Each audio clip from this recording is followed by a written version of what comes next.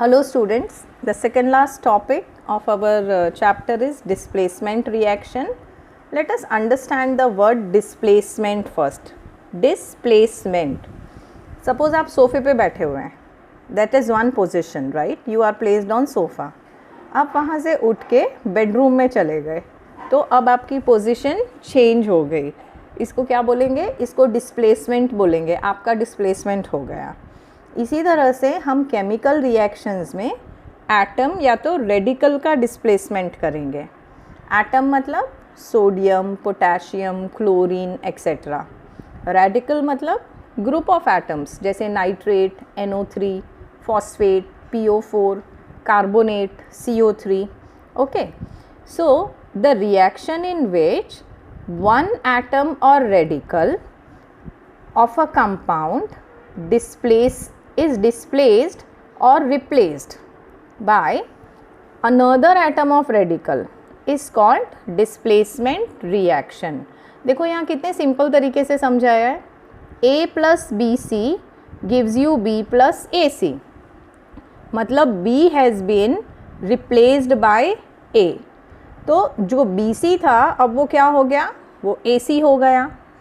ये displacement reaction को हम बहुत सारे एग्जाम्पल से समझेंगे. I think your text book gives 2 or 3 examples. I will give you more than 15 examples to explain this. But पहले एक जनरल व्यू समझो. लेट अस से बॉलीवुड में the most hot and happening actress was Deepika Padukone. But Deepika Padukone will not rule the market forever, है ना.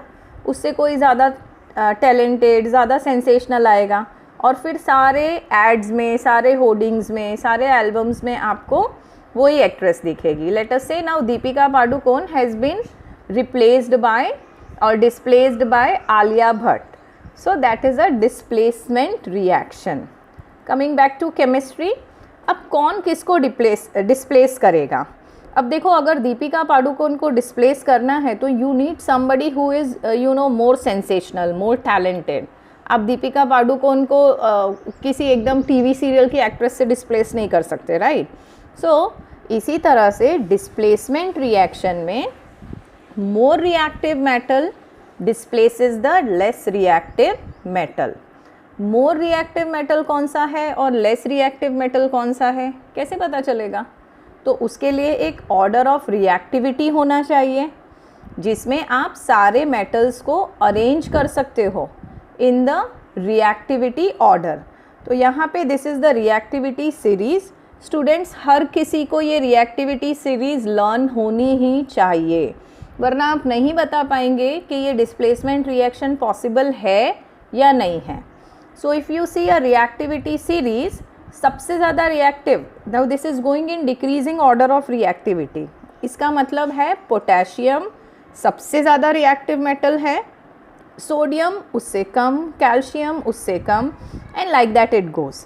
तो इसका मतलब ये हुआ कि पोटेशियम सोडियम को डिस्प्लेस कर सकता है, पर सोडियम पोटेशियम को डिस्प्लेस नहीं कर सकता क्योंकि पोटेशियम सोडियम से ज़्यादा रिएक्टिव है. अब ये जो रिएक्टिविटी सीरीज़ है, इसमें देखिए सबसे पहला जो मोस्ट रिएक्टिव मेटल है वो कौन सा है? पोटेशियम. और लीस्ट रिएक्टिव मेटल कौन सा है? प्लैटिनम. अब ये रिएक्टिविटी सीरीज़ याद करने के लिए आपको मैं एक ट्रिक बताऊंगी और उसका वीडियो का लिंक भी मैं यहाँ डिस्क्रिप्शन बॉक्स में शेयर कर रही हूँ. तो आप वो वीडियो भी देखिए, तो आपको ये रटने की ज़रूरत नहीं पड़ेगी. आपको याद रह जाएगा कि कौन सा मेटल ज़्यादा रिएक्टिव है, कौन सा कम रिएक्टिव है. उसके लिए आपको एक सेंटेंस याद रखना है. Please send cats, monkeys and zebra in large cages. यहाँ पे एक मेटल एक्चुअली मिसिंग है. Let us see it again. Please send cats, monkeys and zebra in large hired. Actually यहाँ पे हाइड्रोजन आना चाहिए. In large hired cages. Make sure, बीच में एक और भी आना चाहिए, मैंगनीज़. Make sure good. ठीक है. अब ये जो मैंने बोल दिया शायद आप नोट डाउन नहीं कर पाए होंगे और वो वीडियोस बनाने में बहुत ज़्यादा टाइम जाता है. तो मैं क्या करूँगी, वो जो मैं जो आपको बता रही हूँ इसको कैसे याद रखना है, उस वीडियो का लिंक मैं शेयर कर लूँगी. तो आप याद रख पाएंगे प्लीज से P, P is potassium, send से S, S is sodium, cat से C A is calcium and so on. Okay, ये डिक्रीजिंग रिएक्टिविटी सीरीज़ याद रखने के पहले आपको सारे मेटल्स का नाम और उसका सिंबल याद रखना होगा, जो आपने ऑलरेडी 9th में पढ़ लिया है एंड आई एम श्योर आप सबको आता होगा। नहीं आता है तो स्टूडेंट्स प्लीज़ लर्न कर लेना। Magnesium is Mg, iron is Fe, lead is Pb, gold is Au, like that.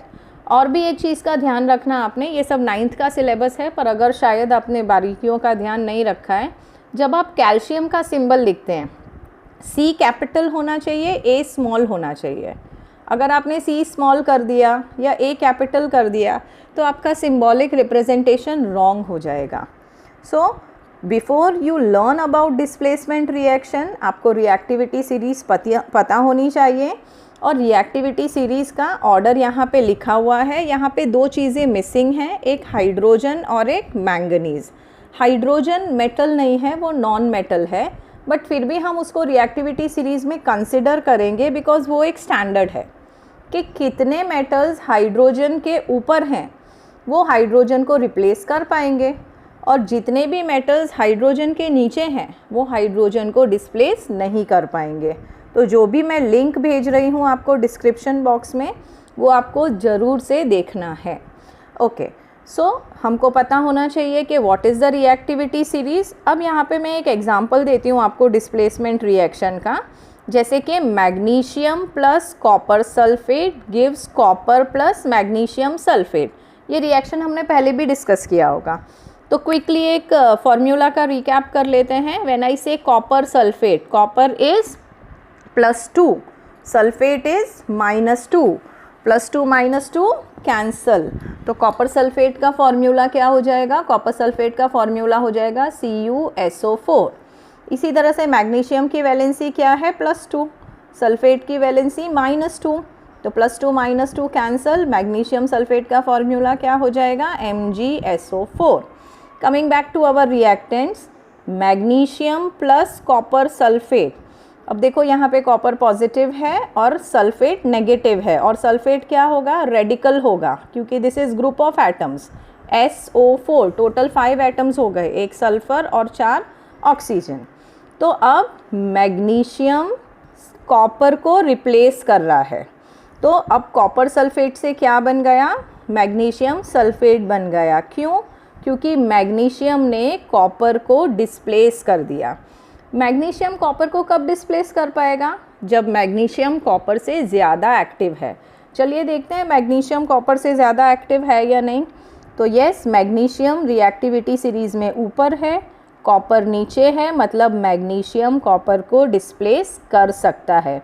In fact potassium से लेके लेड तक सारे मेटल्स कॉपर को डिस्प्लेस कर सकते हैं। So this is a displacement reaction जहाँ पे magnesium is more reactive than copper, तो वो कॉपर को डिस्प्लेस कर देगा मैग्नीशियम सल्फेट से, और क्या बन जाएगा?